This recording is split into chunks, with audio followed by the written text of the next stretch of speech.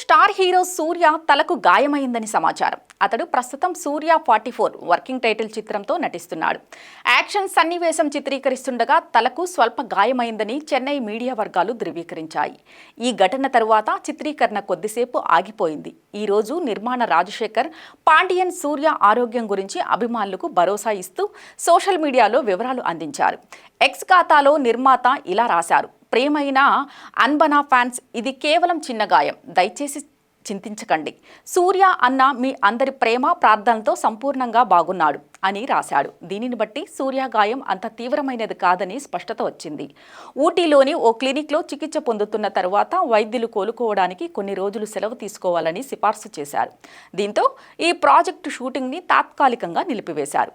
సూర్య 44 రెండవ షెడ్యూల్ ఈ నెలలో ఆరంభంలో ఊటీలో ప్రారంభం జరిగింది. ఈ సంఘటన జరిగే వరకు అంతా సజావుగా సాగింది. కార్తిక్ సుబ్బరాజ్ దర్శకత్వంలో రూపొందుతున్న ఈ సినిమా ఫస్ట్ లుక్ పోస్టర్ ఇటీవలే విడుదల కాగా అద్భుత స్పందన వచ్చింది. యాదృచ్ఛికంగా ఒక కారు ప్రమాద సన్నివేశాన్ని పోస్టర్లో ఆవిష్కరించారు. మరోవైపు సూర్య తన పాన్ ఇండియా చిత్రం కంగువా విడుదల ప్రచారానికి కూడా సిద్ధమవుతున్నాడు. ఈ ఇంటెన్స్ పీరియాడికల్ డ్రామాను సిరెత్ శివ తెరకెక్కించారు.